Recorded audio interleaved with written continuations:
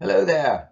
We've made it to the last lesson in organic chemistry. This one is about polymers. Polymers are long chains of organic molecules, and those long chains can be used for all sorts of different purposes. Lots of fabrics these days are made from synthetic polymers.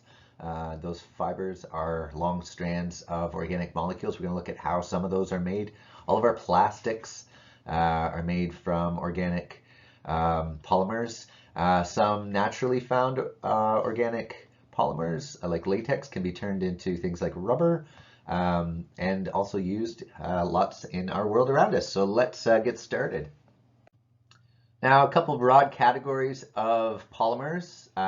If you take biochemistry or grade 12 chemistry, you probably learn about a lot of naturally occurring polymers, things like starch, which are polymers of sugar molecules, and you've got DNA, which are polymers of nucleotides, and of course proteins, which are amino acids as polymers, and so they have all sorts of neat functions throughout living things.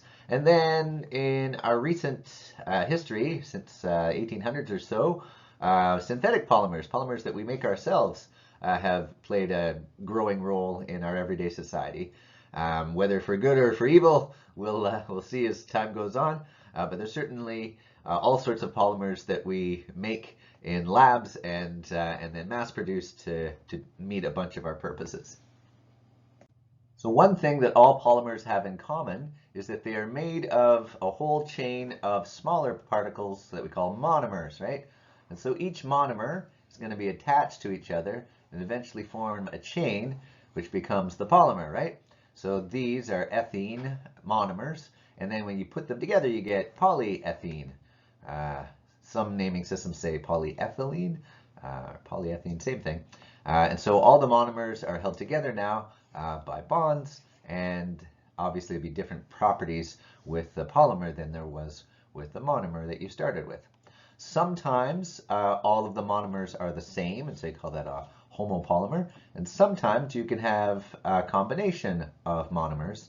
When there's more than one, you call that a copolymer. So polymers can also be categorized by the type of reaction that makes them. So if you remember our addition reactions, those are the ones where you have a double bond and you're going to add in something where the double bond was. You're going to break the double bond.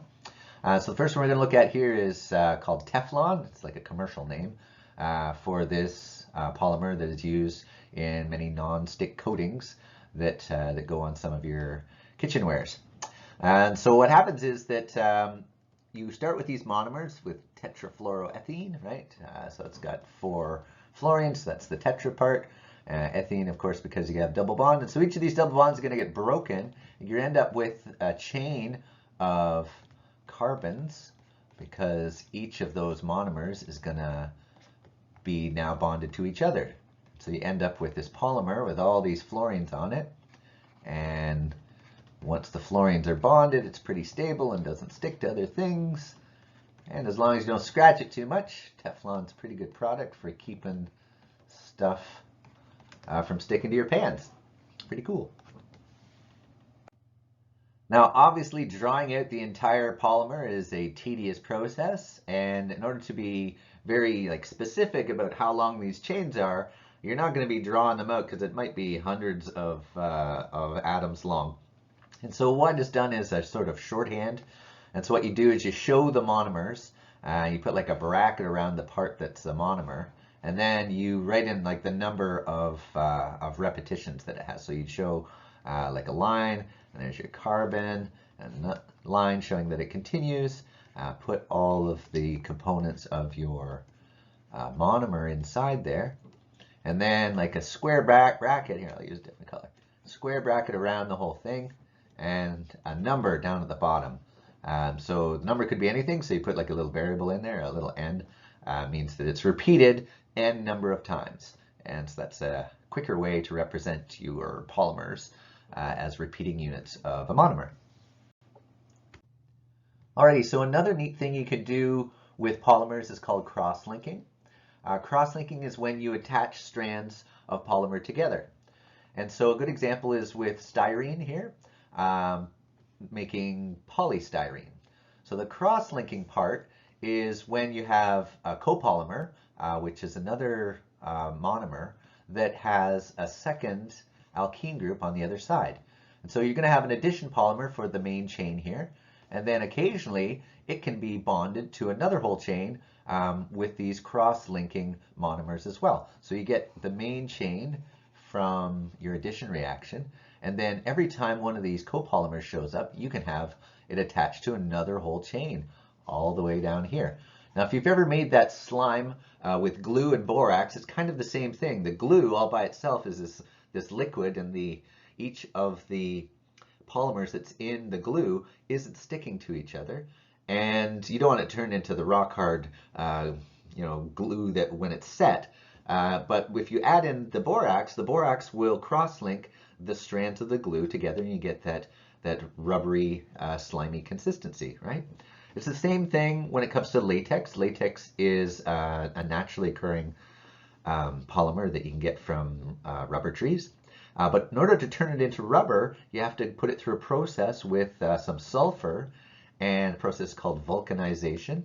And what it does is it cross-links those rubber strands, just like you do with your glue and the borax, to make the firm product that is rubber. So there you go, cross-linking, some cool effects. So the next polymer we're going to look at are the ones that are made by condensation reactions, so aptly named condensation polymers. And for those, you need monomers that can do condensation reactions and have to have that on like either end of their structure. So a nice simple one here is an alcohol that's got hydroxyl groups on either end, and so you can do a condensation reaction between them, right? And remove the water and end up with an ether linkage, right? So you'll end up with, CH2 to an O to CH2 to an O to CH2 to an O and ... right? On either end. And I'll put the CH2, I guess, there. That's more like it. And then you're going to have a bunch of water as well, because each place where a bond happened, you're going to lose water. And that's how you end up condensing all those monomers into a polymer. Polyesters are a type of condensation polymer where, of course, there's going to be esters made that are going to hold everything together. And so that means in one part of the monomer, you're going to have carboxyl groups to make one part of the bond, and then hydroxyl groups on the other part in order to make that ester linkage.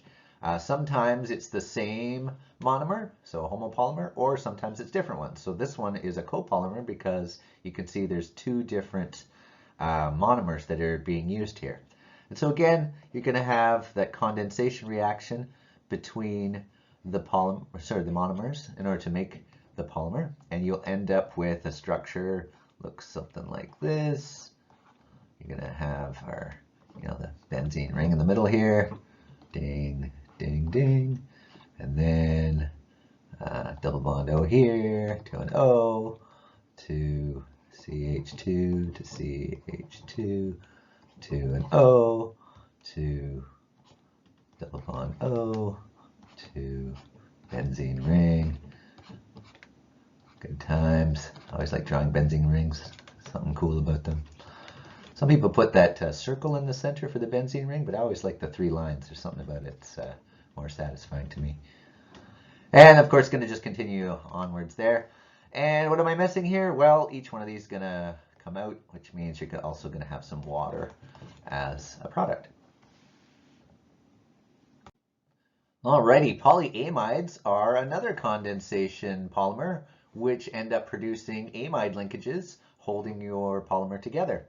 So we have an example here, which is Kevlar, which goes into making those, bulletproof vests and whatnot. And again, same thing, you're going to do a condensation reaction where you're going to pull out water holding these monomers together to make the polymer.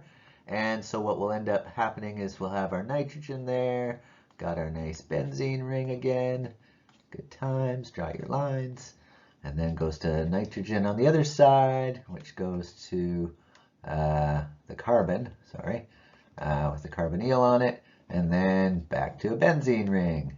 Yay! So the circle, in case you haven't seen it, looks like that. It means the same thing. It means, that resonance structure of the benzene. And then we're going to continue on, make another amide linkage there to another benzene ring. There we go. I still like the lines and so forth, right? So I'm going to continue that onwards. And of course, you can end up with some extra water for every one of those linkages. So the last thing we're going to consider here are our plastics. So plastics are polymers that can be molded into various shapes and then they'll keep their shape. So not all polymers are plastic, but all plastics are polymers. So the ones that can do that, they might have that cross-linking or some property about them that allows them to keep their shape once they've been molded. So things like rubber, or vulcanized rubber, starts off as latex, which isn't plastic, and you can vulcanize it, turn it into rubber, which is plastic. Polyethylene or polyethylene here can be used for a variety of purposes. You can make those plastic bottles that hold their shape, and if you heat them up under the right conditions, you can turn those into other shapes. And so that neat property of being able to be molded and having it keep its shape is what makes something plastic. Plastics are pretty unreactive due to all those single bonds being not so easy to break. And that also is a problem for the environment because they don't break down very quickly. And most of the plastic that's ever been made is still lying around somewhere in our environment. And that can cause issues for living things. So that is another course though. Making them is what chemistry is all about. Cleaning them up, that might be a chemistry problem as well, but for another day. All right, take care, good job. Congratulations on finishing our organic unit.